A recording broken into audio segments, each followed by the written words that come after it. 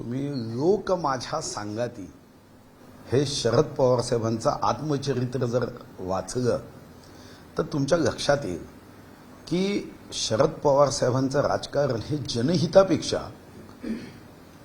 तडजोडीचं, संधिसाधूपणाचं आणि सत्तेच्या खुर्चीच्या स्वार्थाचं राजकारण राहिलं आहे. 15 मे 1999 ज्या दिवशी त्यांनी श्रीमती सोनिया गांधींबद्दल पत्रकार परिषदेमध्ये त्यांची जी वाक्य आहे की भारतात जन्म न झालेल्या व्यक्तीला देशाच्या राजकारणामध्ये ढवळाढवळ करण्याचा अधिकार नाही. भारतात जन्म न झालेल्या व्यक्तीला पंतप्रधान बनण्याचा अधिकार नाही. हे 1999 15 मे. आणि त्यानंतर आपण बघितलं असेल की पीए संगमाजी, तारिक अनवरजी आणि शरद पवार साहेब यांना काँग्रेसमधून बडतर्फ केलं, काँग्रेसमधून त्यांना बाहेर काढलं आणि काही महिन्यातच पुन्हा काँग्रेससोबत त्यांना जावं लागलं. एक गोष्ट खरी आहे जी माजी राष्ट्रपती प्रणव मुखर्जी यांनी आपल्या पुस्तकामध्ये विदित केली आहे. ते असं म्हणाले की शरद पवार साहेबांवर सोनिया गांधीजींनी नंतर विश्वास ठेवणं बंद केलं आणि पहिल्यांदा विरोधी पक्ष नेते असताना त्यांनी जो प्रयत्न केला की त्यांचं नाव हे भविष्यात पंतप्रधान पदापर्यंत जावं, ते पुस्तकात असं लिहितात. त्यानंतर माननीय सोनिया गांधीजी पी शिवशंकर यांचा सल्ला घ्यायचे. आज पत्रकारांच्या मुलाखतीमध्ये असं म्हणण्याची आवश्यकता का पडली? त्याचं कारण साधं आहे. एकतर त्यांनाही जाणवलं की राष्ट्रवादीचं भविष्य काय, भवितव्य काय. आज जे लोक राष्ट्रवादीसोबत आहे ते राष्ट्रवादी किंवा राष्ट्रवादीच्या विचाराला पुढे नेण्याच्या दृष्टीने ते परिपूर्ण नाही. जो राष्ट्रवादी पक्षाचा आधार होते ते अजितदादा पवार आज अजितदादा सोबत नाही. आणि तुम्ही जर बारामतीच्या निवडणुकीमध्ये प्रचाराचा स्तर बघितला असेल तर अजितदादाला इतकं दुखावलं गेलं की साधारणतः असं म्हणतात की राजनीती में सब चलता है, everything is fair in love and war, याला पॉलिटिक्स जोडलं पाहिजे. पण आज जो स्तर बारामतीचा तुम्ही बघितला असेल तर अजितदादा पुन्हा राष्ट्रवादीमध्ये येऊ शकत नाही. आणि या निवडणुकीमध्ये दोन गोष्टी घडल्यात. जी शिवसेना शिवसैनिकांची होती, जी शिवसेना शिवसैनिकांची होती त्याचं रजिस्ट्रेशन आता मालकी हक्कात झालं.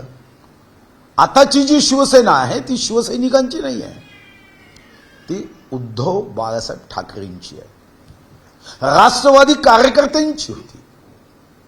आणि राष्ट्रवादी कार्यकर्त्यांची असताना आता मात्र त्या पक्षाचं रजिस्ट्रेशन हे मालकी पक्षात झालं. आता राष्ट्रवादी शरद पवार साहेबांच्या नावाने निवडणूक आयोगामध्ये जोडली गेली आहे. आणि तुम्ही जर आपल्या देशाचा राजकीय इतिहास बघितला तर असं नावाने कोणाचे कधीच पक्ष नव्हते. आज हे नावानी पक्ष झाले, हे कार्यकर्त्यांचे राहिले नाही, हे शिवसैनिकांचे राहिले नाही. आणि मग अशा वातावरणामध्ये हा मालकी हक्काचा पक्ष किती दिवस चालवायचा? तर यापेक्षा आता आपल्याला घुसके लेंगे काँग्रेसचा अधिकार आणि म्हणून मग ते प्रादेशिक पक्ष हे विलीन करण्याचा विचार. शेवटी समविचारी पक्ष म्हणजे काय हो?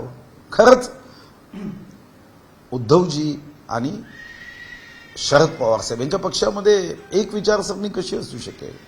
हे दोन अलग पक्ष आहे. आणि राजकारणामध्ये समविचारी पक्ष असले तरी विलीनीकरण होत नाही. भारतीय जनता पार्टी आणि आदरणीय श्रद्धेय हिंदुहृदय सम्राट स्वर्गीय बाळासाहेब ठाकरे यांच्या पक्षाचा विचार हा समविचारी होता. पण शेवटी काही दोन पक्ष एकत्र करण्याचा विषय कधी आला नाही. आज जो येतोय तो एकाच कारणाने येतोय की असा दबाव जर टाकला आणि उद्या जर बहुमत आलं तर आपल्याला काही करता येण्याची शक्यता 2029 नंतर तरी आपल्या पक्षाला असेल. अन्यथा सर्वात उत्तम माजी मुख्यमंत्री पृथ्वीराज चव्हाण म्हणाले ते म्हणाले की दोन पक्ष या निवडणुकीनंतर हे आपोआपच संपेल. आता हे दोन पक्ष कोणते हे आपापल्या नजरेने प्रत्येक शोधेल, पण एक नक्की आहे की दोन पक्ष संपेल हे पृथ्वीराज चव्हाण साहेबांचं वाक्य आणि त्यानंतर आत्ता पवारसाहेब म्हणाले ते वाक्य. याचं कारण असं आहे की त्यांना आत्ता असणारी जी काँग्रेस आहे या काँग्रेसला महाराष्ट्र भविष्यात चालवता येईल की नाही ही शंका त्यांनाच आहे आणि म्हणून त्यांना वाटतं की अशा पद्धतीने काही करणं शक्य आहे का ही तपासणी असते.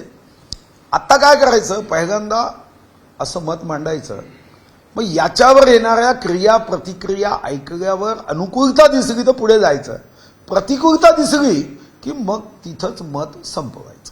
त्यांचं असं म्हणणं की ताकद वाढवण्याच्या दृष्टिकोनातून आमचा हा विचार आहे. म्हणजे ज्या प्रकारे प्रादेशिक पक्ष किंवा छोटे पक्ष एकत्र येतात त्या दृष्टिकोनातून शरद पवार असं म्हणतात. मग मला एक गोष्ट सांगा, 1978 मध्ये पुरोद स्थापन केली तेव्हा काँग्रेस तोडली.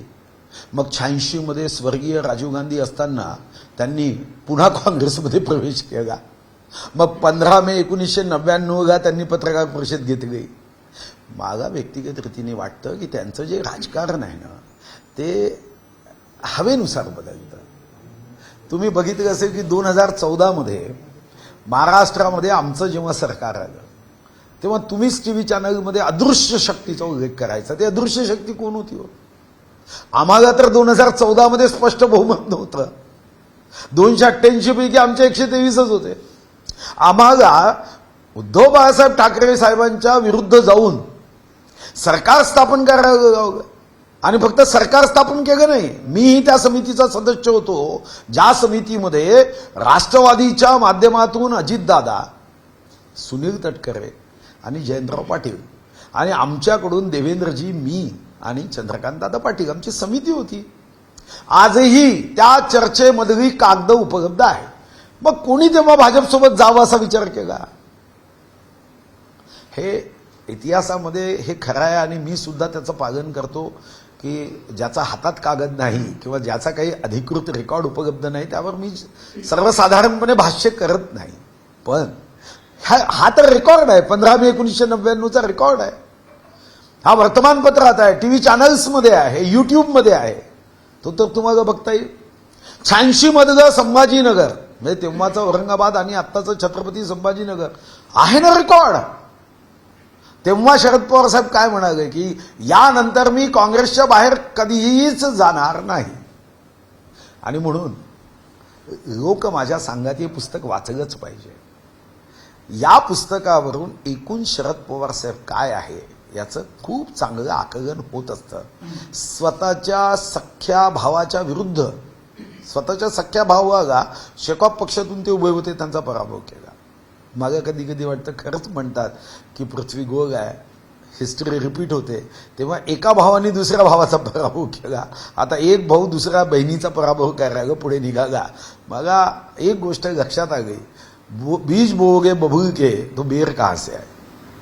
भाऊ शरद पवारांनी मुलाखतीत असे म्हटले की आमची जी विचारसरणी आहे म्हणजे काँग्रेस आणि राष्ट्रवादी ती उद्धव ठाकरेंना मान्य आहे. एकीकडे उद्धव ठाकरे म्हणतात की मी हिंदुत्वाची लाईन पुढे घेऊन जाते, तर दुसरीकडे शरद पवार असे म्हणतात की त्यांची विचारसरणी त्यांना मान्य नाही. खरं तर उद्धवजींच्या बद्दल माझ्या मनात नेहमीच या अगोदर कट्टर हिंदुत्ववादी म्हणून नेहमीच माझ्या मनामध्ये त्यांच्याबद्दल एक आदर राहिला आहे. पण पवारसाहेबांना मानलं पाहिजे.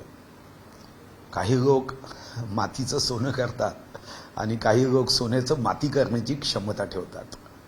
उद्धव ठाकरे साहेब यांना पहिल्यांदा तर भाजपपासून दूर केलं, मुख्यमंत्री बनवून शिवसैनिकांच्या मनात जो प्रचंड आदर होता ठाकरे कुटुंबाबद्दल की हे सत्तेसाठी नाही, सत्यासाठी, विचारासाठी एका वैचारिक श्रद्धेने काम करतात, तो आदर दूर केला. कारण बाळासाहेब स्वतः मुख्यमंत्री कधीच झाले नव्हते. आदरणीय हिंदुहृदय सम्राट बाळासाहेब ठाकरेंनी सांगितलं मी होणार नाही. लोकांना अपेक्षाही होती आणि उद्धवजीही नेहमी म्हणायचे की मी मुख्यमंत्री पद कधीच घेणार नाही, पण त्यांना पद घ्यायला लावलं. मग धीरे त्यांना यातून त्यांच्यासोबतच्या सहकार्यांना दूर केलं. खरं तर महाराष्ट्रामध्ये नव्हे देशात अशी घटना इतक्या मोठ्या प्रमाणावर दुसऱ्यांदा घडत होती की पक्षामध्ये एवढे आमदार एका वेळी बाहेर निघतात विचार सोडून, हे आश्चर्य होतं. या अगोदरही शिवसेनेनी 2 अशा घटना बघितल्या. माननीय भुजबळ साहेबांच्या वेळी बघितली, नंतर माननीय नारायण राणे साहेबांच्या वेळी बघितली. पण तेव्हाही शिवसैनिक टस्कीमस जागा नव्हता साधारणपणे, नेते गेले होते. पण यावेळी शिवसैनिकच दूर झाला आणि मालकी हक्काचा पक्ष गेला. आणि आता असं संशय निर्माण करून धीरे धीरे जे काही शिल्लक शिवसैनिक एका भविष्याच्या उज्ज्वल भवितव्याच्या दृष्टीने आहेत, त्यांच्याही मनात ही शंका निर्माण करायची. आणि त्या दिवशी तर कर जागा, जेव्हा उद्धवजी म्हणाले की आता मी पंजाब मतदान देईल वर्षाताईंच्या निवडणुकीत, तेव्हा खरं सांगतो अनेकांना, म्हणजे उद्धवजी पंजाब मतदान देईल हे सहनच जागा नाही. आणि मग तेव्हा मात्र पवारसाहेबांच्या लक्षात कदाचित आलं असेल की आता हे पंजाबपर्यंत पोहोचले आहे मतदानापर्यंत, आता पक्षाचंही पुढे भवितव्य यांचं या मार्गाने जाऊ शकतं. साधारणतः या दृष्टीने त्यांनी म्हटलं असेल समविचारी पक्ष आहे. समविचार कुठे आहे हो, तुम्हीच सांगा ना, समविचार कुठे आहे? हा, भाजपच्या हिंदुत्वाबद्दल कदाचित उद्धवजींचे आक्षेप असतील, पण स्वतःच्या हिंदुत्वाबद्दल तर आक्षेप असण्याचं कारण नाही. हो, हेच कारण आहे का? अशी एक बातमी समोर येते की काँग्रेसच्या उमेदवारांकडून उद्धव ठाकरेंच्या सभांची मागणी वाढली. प्रियांका गांधी आणि राहुल गांधींपेक्षा उद्धव ठाकरे हे अधिक महत्वाचे स्टार प्रचारक म्हणून दिसून येत आहे. आता ही तर अवस्था साधारणतः देशातच यायला लागली. जेव्हा एकाने अनालिसिस छापलं की जहां राहुल गांधी जी जाते हैं वहां हारने का प्रतिशत बढ़ जाता है, आणि काही लोकांनी असं म्हटलं की राहुल गांधी जी ये लोगों को कांग्रेस का प्रचार कम करते हैं, मोदी जी का करते हैं. मोदी जी अपनी सभा के माध्यम से लोगों को भारतीय जनता पार्टी को वोट देने के लिए प्रभावित करते हैं, मगर आदरणीय राहुल गांधी जी मजबूर कर देते हैं की भाजप को वोट देना चाहिए. ते काही सभेत अशा पद्धतीने बोलतात. आता तुम्ही बघितलं असेल, हा कोणता नवीन नियम जो जगात नाही. त्यांनी नवीन नियम सांगितलं की ज्याची जेवढी इस्टेट असेल ते असं आम्ही आकलन करू आणि ती वाटून देऊ. म्हणजे कोणासाठी हो? आणि मग करायचं असेल तर पहिले त्यांनी प्रयोग करावा काँग्रेसच्या नेत्यांपासून. काँग्रेसचे जेवढे मुख्यमंत्री आहे स्वखुशींनी तर देता येईल ना. त्यांनी सांगावं की आमच्या काँग्रेसच्या सर्व नेत्यांनी ॲफिडेव्हिटमध्ये, मी ॲफिडेव्हिटच्या बाहेर बोलतच नाही, ॲफिडेव्हिटमध्ये जेवढी संपत्ती दिली आहे, मैं निर्णय करता हूं कि सरकार आए ना आए मगर इसमें से 55% हम देंगे. का नाही करतो?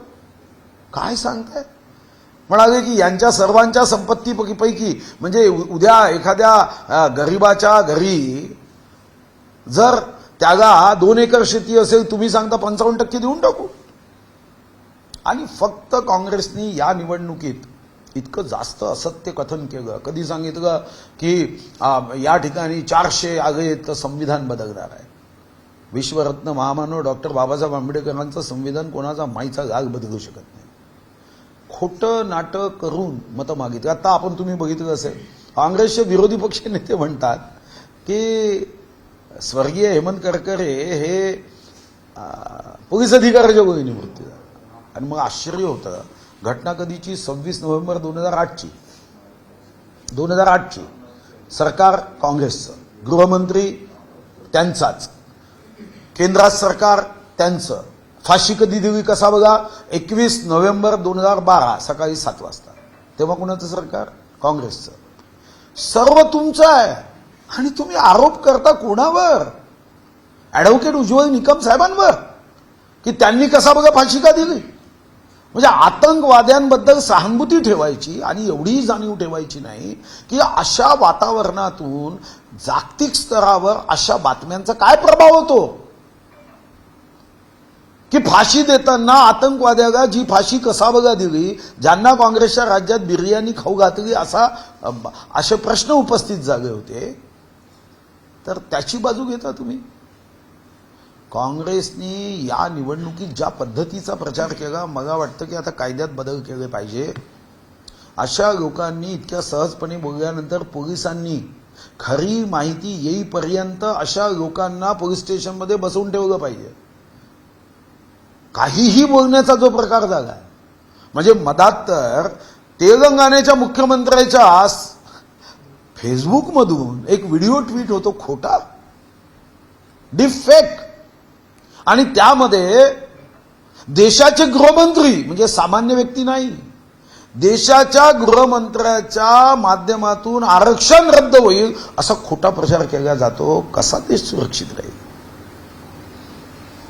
जर मला जनतेने संधी दिली ना तर हा कायदा बदलवण्यासाठी मी जीव तोडून काम करेन. यामध्ये आता बदल केला पाहिजे, अन्यथा हे मायावी विचार आणि मायावी रूप घेऊन लोकशाही धोक्यात येणार आहे.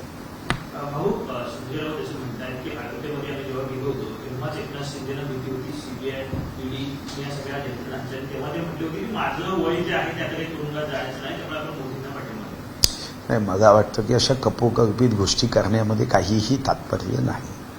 आणि राजकारणामध्ये आता कपोकल्पित गोष्टीची जी सुरुवात झाली, लोकांना सुद्धा यावरचा जो विश्वास आहे ना ते कमी व्हायला लागला. आता यातून आपण काय म्हणजे असं आहे की त्यांना तर कोणी काही म्हणूच शकत नाही. ते काय बोलतात आणि त्याचा कशाशी कशाला संबंध राहत नाही. तिथं झालेली घटना आणि त्या घटनेच्या बद्दल काहीही कोणालाही माहीत नसताना यांनी सांगायचं. यांनी एक नवीन मला वाटतं की नाव संजय असं यांनी यांना वाटतं की महाभारतामध्ये संजयला जसा दिव्यदृष्टी होती तशी माझी ही दिव्यदृष्टी आहे, असा एक गैरसमज दूर केला पाहिजे. ठीक आहे, सबसे बडा इलाज जो होता है वो वक्त करता है. याच्यावर बघण्याचं कारण नाही, अशी काही दिव्यदृष्टी वगैरे कोणामध्ये नाही आहे. ठीक आहे, महाभारतात होती ती असेल. सांगलीमध्ये महाविकास आघाडी एकंदरीत तुटताना पाहायला मिळते का? कारण काँग्रेसमधून बंडखोरी केलेले विशाल पाटील यांच्यावर अद्यापही काँग्रेसने कारवाई केली नाहीये. इकडे शिवसेना उभारण्यासाठी चंद्रकांत पाटील यांना उमेदवारी देण्यात आली आहे. त्यामुळे एकाच ठिकाणी महाविकास आघाडीतील दोन्ही पक्षातील 2 उमेदवार. नाही, आता तुम्हीच सांगितलं की काँग्रेसला आपले लोक बाहेर काढण्याच्या ऐवजी शरद पवार साहेबांच्या माध्यमातून राष्ट्रवादी शरद पवार साहेब आणि उद्धव बाळासाहेब ठाकरे शिवसेना हे काँग्रेसमध्येच घ्यायचे जर पत्रकार परिषदा होत असेल तर काढायचा कुठे प्रश्न येत आहे? आता घ्यायचा विचार पुढे करावा लागेल. चंद्रकांत पाटील काँग्रेसमध्ये दिसतील म्हणजे भविष्य काही सांगता येत नाही. बघा, आता राजकारण महाराष्ट्राचं जे आहे त्या राजकारणामध्ये मला वाटतं की शरद पवार साहेबांना याची जाणीव धीरे धीरे होत आहे की भारतीय जनता पार्टी सत्तेत निश्चितपणे येणार आणि काँग्रेसचे काही खासदार देशामध्ये इतक्या मोठ्या प्रमाणावर येऊ शकणार नाही. आत्ता तुम्ही सांग, म्हणजे मला माहीत नाही आणि मी काही अशा पद्धतीने कधी भाष्य आयुष्यात करत नाही की जे मला गुजरातमध्ये काय होईल माहीत नाही. पण टीव्ही चॅनल्सवर तर आपण अजून तरी विश्वास ठेवतो आहे, भविष्याचं मला माहीत नाही. तुम्ही जेवढे आकडे काढताय तुमच्यापैकी कोणीही असं म्हणत नाही आहे की राहुल गांधीजी देशाचे प्रधानमंत्री, कुणीही नाही. म्हणजे यामध्ये भारतीय जनता पार्टीचे अतिशय कट्टर विरोधक श्री रवीश कुमार हे सुद्धा राहुल गांधीजी प्रधानमंत्री बनतील असं म्हणताना मला युट्यूबमध्ये त्यांचा व्हिडिओ दिसला नाही आहे. म्हणजे एखादा व्हिडिओ मी शोधतोय की रवीश कुमारच ना, त्यांचा एखादा व्हिडिओ राहावा की राहुल गांधीजी माननीय पंतप्रधान बनता, असा एखादा तर व्हिडिओ असावा, तो सुद्धा नाही आहे. मग शरद पवार साहेब राहुल गांधीजी प्रधानमंत्री बनतील असं एक भाषण मला अजून नाही सापडलं, अजून एकही नाही सापडलं. हजारो भाषण आहे की मोदीजी प्रधानमंत्री बनेंगे, एक भाषण. म्हणजे साधारणतः इंडी अलायन्सची इच्छा काय आहे? त्यांना जर विचारलं की पंतप्रधान पदाचा उमेदवार काय, नाही ते आम्ही आत्ता सांगत नाही, पहिले आम्हाला मार्कशीट द्या, बघ आम्ही उत्तरपत्रिका सोडवतो. असं कधी राजकारणात राहतं का? अरे कोणाच्या नेतृत्वामध्ये? या जगामधलं कोणतंही युद्ध हे सेनापती ठरवूनच व्हायचं. मग ते लोकशाहीचं युद्ध असेल की मैदानावरचं युद्ध असेल, तुमचा सेनापतीच अजून ठरला नाही आणि तुम्ही जगामध्ये मतदान मागता. हे सुद्धा 7 अजुबे इस दुनिया में 8वां अजुबा यांचं राजकीय वातावरण आहे. कोल्हापूरमध्ये छत्रपती शाहू महाराजांचा पराभव करण्यासाठी एकनाथ शिंदे जे आहेत ते 100 कोटी रुपये घेऊन गेलेले आहेत असा आरोप. हो, तुम्ही एक विचार कधीही ठेवा, इथं शाहू महाराज हे अतिशय या देशामधले अतिशय पुरोगामी विचार त्यांनी मांडला. पण म्हणून त्यांचे वंशज एखाद्या राजकीय पक्षाचा झेंडा हाती घेत असेल तर त्यांना काही अविरोध देणार आहे का? मग असंच असेल तर देशामध्ये आपण अविरोधपणे महात्मा गांधींच्या वंशजाला आपण आता देशाचं प्रधानमंत्री बनवू ना. मग खासदार सरदार वल्लभभाई पटेलांच्या वंशजाला बनवू. त्या ठिकाणी नेताजी सुभाषचंद्र बोस असतील, शहीद आझम भगतसिंग असतील, यांच्या वंशजांना करू. लोकशाहीमध्ये काही मत मागण्याचा वंशज म्हणून अधिकार असतो का? असा अधिकार मी तरी बघितला नाही कोणत्या लोकशाहीमध्ये. हां, त्या विचारावर तुम्ही चालता का याच्यावर लोक तुम्हाला मदत करतील ना. पण असा विषय भावनिक, तर मग नेताजी सुभाषचंद्र बोस यांचे वंशज आहे, जर्मनीमध्ये आहे, बोलवू आपण त्यांना, इथं त्यांना मंत्रिमंडळामध्ये स्थान देऊ. महात्मा गांधींचे वंशज आहे, त्यांना काँग्रेसचं राष्ट्रीय अध्यक्ष करू. असं कधी शक्य असतं का? मग छत्रपती शिवाजी महाराजांचे 13वे वंशज आहे छत्रपती उदयनराजे भोसले, मग त्यांना का नाही अविरोध निवडून द्यायचं? हे असा प्रचार करणाऱ्यांनी थोडं तरी भान ठेवलं पाहिजे राजकारणामध्ये, की देशामध्ये असं राजकारण कधीच नसतं. काँग्रेसकडनं सातत्यानं अदानी आणि अंबानींच्या प्रकरणावर टीका केली जाते. मात्र पंतप्रधानांनी असा सवाल विचारला की निवडणुका सुरू झाल्यापासून काँग्रेसनं या 2 नावांचा उच्चार करणं टाळलंय, त्यामुळे एकंदर त्यांच्या भूमिकेबद्दल अदानी आणि अंबानींच्या बाबत जो त्यांचा से होता तो आता बंद झालाय, त्यावरून त्यांनी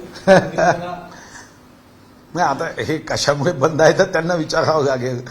मी काय सांगू शकतो की ते का नाव नाही घेत आहे. मला एवढी माहिती आहे की अदानी अंबानी मोठे जागे काँग्रेसच्या राज्यात जागे. अदानीला 1988ला अदानीने आपला व्यापार सुरू केला एका छोट्या खोलीत. पहिल्यांदा कोणी मदत केली? चिमनभाई पटेल यांनी 10 पैसे मीटरनी कच्छची जमीन केली. दुसरी मदत कोणी केली? शरद पवार साहेबांचे अतिशय निकटवर्तीय छबीलदास मेहता हे गुजरातचे मुख्यमंत्री झाले आणि मुद्रा पोर्ट त्यांनी टेंडर काढून दिला. छबीलदास मेहता म्हणजे कोण आहे? तर छबीलदास मेहता यांनी 1999 मध्ये जेव्हा राष्ट्रवादी पक्षाची स्थापना झाली त्यानंतर गुजरातमध्ये राष्ट्रवादी पक्षाचं नेतृत्व छबीलदास मेहतांनी केलं. आणि छबीलदास मेहता हे नेहमी 2 आमदार 3 आमदार राष्ट्रवादीचे गुजरातमध्ये निवडून आणायचे. ते छबीलदास मेहता. अदानी कोणामुळे मोठा झाला? अंबानीजींना कोणी मोठं केलं? असं म्हटलं जातं की पेट्रोलियम मिनिस्टर असताना काँग्रेसच्या एका पेट्रोलियम मिनिस्टरने त्यांना योग्य ते सहकार्य मार्गदर्शन केलं. यांना मोठं कोणी केलं? यांना मोठं काँग्रेसनी केलं. आणि म्हणून कदाचित त्यांना आता बोलताना ठीक आहे, टीका करताना आपल्या लोकशाहीमध्ये त्याला आधारच लागत नाही. आणि खरं तर ही लोकशाही किंवा संविधानामध्ये ही तरतूद करताना साधारणतः जेव्हा आपण संविधान निर्माण करण्याच्या कामाला विश्वरत्न बाबासाहेब आंबेडकरांनी पहिल्यांदा तर काँग्रेसने हा प्रयत्न केला होता की विश्वरत्न भारतरत्न डॉक्टर बाबासाहेब आंबेडकर हे या समितीचे प्रमुख होऊ नये. पण तेव्हा श्री द्वारकानाथ मंडल यांनी पश्चिम बंगालमधून विश्वरत्न भारतरत्न बाबासाहेबांना यासाठी निवडून पाठवलं. आणि बाबासाहेब इतके विद्वान आणि विचारवंत होते की तुम्ही कधी डिबेट एकदा वाचून काढली पाहिजे आणि सर्वांना ती दिली पाहिजे. मला तर वाटतं की पुढे कधीतरी या संदर्भामध्ये एक ऑडिओ बुक संविधानाच्या डिबेटवर केलं पाहिजे. 7-7, 8-8 काँग्रेसचे नेते त्या समितीत होते, कारण प्रत्येक ठिकाणाहून ते निवडून आले होते. ते बाबासाहेबांना एवढा विरोध करायचे पण शांतपणे बाबासाहेब प्रत्येकाचं मत ऐकायचे. आणि शेवटी इतकं तर्कसंगत मत मांडून त्यांनी या घटनेमध्ये इतके सुंदर सेक्शन टाकले. ती घटना काँग्रेसने अनेकदा बदलवली, घटनेचा अवमान अनेकदा केला. आणि म्हणून त्यांना जेव्हा भीती वाटली की बाबासाहेब 1952 मध्ये ईशान्य मुंबईतून निवडून येऊ नये, हे काँग्रेस भीतीपोटी ईशान्य मुंबईतून निवडून येऊ दिलं नाही. आज तुम्ही शाहू महाराजांचा उल्लेख करता, मग तेव्हा बाबासाहेबांना का निवडून येऊ दिलं नाही? विश्वरत्न भारतरत्न महामानव डॉक्टर बाबासाहेब आंबेडकर 1952 मध्ये तुम्ही निवडून येऊ द्यायचं होतं. त्यांना माहीत आहे की हा ज्ञानसूर्य जर लोकसभेत आले तर संविधानाच्या डिबेटच्या वेळी काँग्रेसनी कसा कसा विरोध केला तो मांडला जाईल. 1954 मध्ये नॉन मॅट्रिक भंडारा लोकसभेमध्ये बाबासाहेबांचा पराभव करण्याचं काम काँग्रेसने केलं. स्वतः पंडित नेहरूंनी सांगितलं की बाबासाहेब कोई भी परिस्थिती में यहां से चुन के नहीं आना चाहिए. का भीती होती? आज तुम्हाला इतकं प्रेम येतं, मग तेव्हा का भीती होती? तेव्हा भीती ही होती कारण संविधान करताना सर्वसामान्य सर्वांना न्याय देण्याची जी भूमिका होती बाबासाहेबांनी आणि जनसंघाचे संस्थापक डॉक्टर श्यामाप्रसाद मुखर्जी यांनी राष्ट्रीय पक्षातून राजीनामा दिला होता. आणि म्हणून मला व्यक्तिगत रीतीने वाटतं की काँग्रेसने इतका अपप्रचार केलाय, बाबासाहेबांना भारतरत्न सुद्धा दिलं नाही. पंडित नेहरूंनी स्वतःला घेतलं, पण विश्वरत्न भारतरत्न बाबासाहेबांना मात्र भारतरत्न दिलं नाही. पण आज मात्र त्यांना मतं पाहिजे. काँग्रेसच्या बद्दल बाबासाहेबांचं विश्वरत्न भारतरत्न महामानवानी अतिशय एक वाक्य वापरलं जे आत्ताही यूट्यूबमध्ये त्यांनी मांडलेलं आहे की काँग्रेस हे जळतं घर आहे. माझं तर महाराष्ट्राच्या माझ्या सर्व बांधवांना विनंती आहे, जय भीम म्हणत असताना हे कदापिही विसरू नका. हो, मतदानाचे 3 टप्पे करत झाले आणि सातत्याने एका गोष्टीची चर्चा की म्हणजे महाराष्ट्रात मतदानाचा टक्का तो सातत्यानं खालावतो, घसरतोय. मुळात यावर तुम्हाला काय वाटतं? नाही, आता 2-3 गोष्टींनी अभ्यास केला पाहिजे. आता काही ठिकाणी अशी जागा, आता माझ्याच चंद्रपूर लोकसभेत अनेकांची नावच यादीत नव्हती. कारण काय समजत नाही. कुठंतरी आपली यंत्रणा कमी पडत आहे किंवा राजकीय पक्ष म्हणून आपण कमी पडतोय.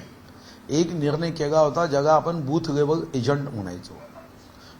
आपण राजकीय पक्षांनी महाराष्ट्रामध्ये बूथ लेवल एजंट कोणत्याही पक्षांनी नियुक्तच केले नाही. कारण तर बूथ लेवल एजंट BLAची जबाबदारी होती की त्या बूथवर काय. दुसऱ्या व्यवस्थेमध्ये आपण कमी पडतोय, ते म्हणजे इतकं कडक ऊन आहे.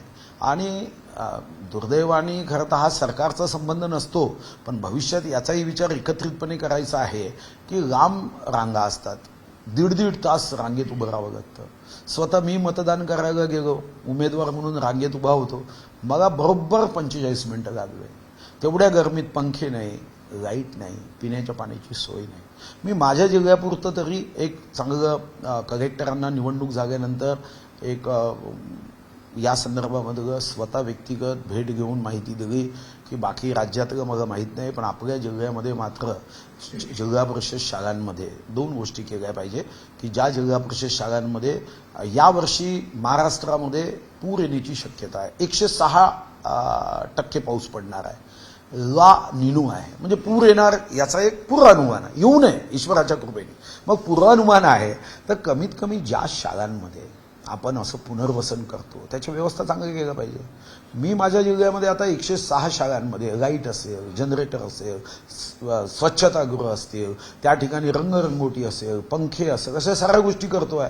तर मला वाटतं की निवडणूक आयोगाशी सुद्धा एकदा कधीतरी चर्चा निवडणुकीनंतर केली पाहिजे. आता आचारसंहिता आहे, पण बूथवर व्यवस्था योग्य असल्या पाहिजे. एकीकडे आम्ही सांगतो की हा आमचं राष्ट्रीय कर्तव्य आहे, पण मग प्रशासकीय कर्तव्य कोणी करायचं आहे? राष्ट्रीय कर्तव्य मतदार बजावतील, पण आमचंही काही प्रशासकीय कर्तव्य आहे की नाही? एवढ्या कडक उन्हात निवडणुका होतात, एखाद्याचं 75 वर्ष वय होते, जीव कासा विसरतो. मग आमचंही कर्तव्य आहे, तो एक केलं पाहिजे. आणि तिसरं, आता दोषपूर्ण ज्या मतदार याद्या आहे ना, याचा एकदा आपल्याला इतकं चांगल्या काही गोष्टी केल्या. आता आपण 85 वर्ष वयानंतर मतदान करायला घरी गेलो, पण एकदा मला वाटतं राष्ट्रीय चर्चा घडवली पाहिजे आणि सर्वच राजकीय पक्षांनी, सर्व प्रशासकीय अधिकारी, आवश्यक असेल तर सर्व या अगोदरचे जेवढे निवडणूक आयुक्त देशाच्या हयात असतील त्यांची एक कमिटी केली पाहिजे. आणि आपण पुढच्या 5 वर्षांनी निवडणूक होत असताना अतिशय चांगली निवडणूक केली पाहिजे. जी टक्केवारी कमी दिसत आहे यामध्ये सुद्धा काही लोक संशय घेतात. म्हणजे 6 वाजताची टक्केवारी दिली जाते, रात्री 10 वाजता जेव्हा मशीन ठेवल्या जातात तेव्हा एकूण येते 3%, 4%नी वाढते. मग काही लोक राजकीय पक्ष त्याच्यावरही संशय करतात. एका वर्तमानपत्राने अग्रलेख लिहिला त्याच्यावर की म्हणे अशी कशी टक्केवारी वाढते. आश्चर्यजनक आहे. आता या संदर्भामध्ये आपल्याला भविष्यामध्ये काही निर्णय केले पाहिजे. आणि मी जसं सांगितलं की काही गोष्टींची तयारी ही जर मला संधी जेव्हा जेव्हा मिळेल तेव्हा तेव्हा त्या गोष्टींवर आपल्याला भाष्य करत पुढे जाणं गरजेचं आहे. हिंदी में आपसे समझना चाहेंगे, आज शरद पवार जी का जो साक्षात्कार आया इंडियन एक्सप्रेस में, क्या उसके मायने, क्या पवार साहब एनसीपी को विलीन करने का सोच रहे हैं? आपको लगता है चुनावी निराशा है? उनको लग रहा है कि पासा पलट रहा है? नहीं, देखो भाई साहब, उनको एक बात का पता है कि राष्ट्रवादी को आगे बढ़ाने वाला जो एक स्टार उनका नेता था, उनका नाम था अजीत दादा.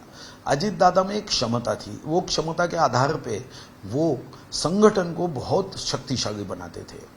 और अजीत दादा ही आपने देखा कि आदरणीय शरद पवार जी के बाद महाराष्ट्र की सारी राजनीति ये अजीत दादा करते थे.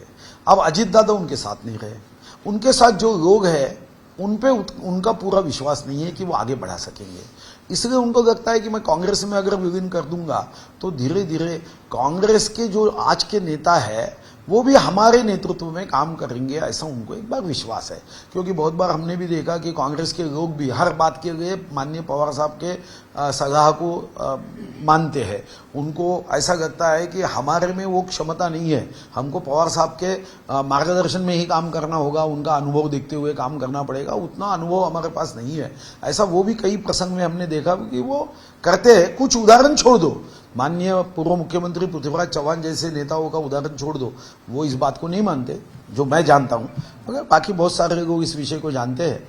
और इसलिए वो चाहते हैं कि कांग्रेस के तो बहुत सांसद तो नहीं आएंगे और आगे जाके हमारे ही इंडिया अलायंस के अगर कुछ प्रादेशिक पार्टियां फूट जाए, क्योंकि वो इतनी छोटी छोटी है कि 4 सांसद, 3 सांसद, तो ये तो भारतीय जनता पार्टी के साथ कभी भी जा सकती। अगर हमने अभी इनको कांग्रेस में डाल दिया, कांग्रेस में मर्ज करने की प्रोसेस पूरी की, तो कांग्रेस से बाहर निकलना कठिन होता, क्योंकि फिर उसमें जो मेजोरिटी लगती उतनी मेजोरिटी नहीं निकल पाएगी।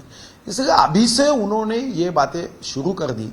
और दूसरी शायद एक घटना हो सकती है, अब ये तो कोई मेरे पास नहीं है, तर्क के आधार पे, जब माननीय मोदी जी ने उद्धव जी के बारे में अपने प्रेस मुलाकात में ये कहा कि मैं उद्धव जी जब कोई अड़चन में रहेंगे तो मदद करने वाला मैं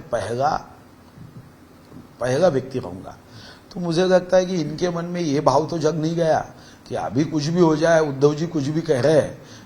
उद्धव जी ने कहा, संजय जी ने कहा कि हम तो कभी जीवन में नहीं जाएंगे।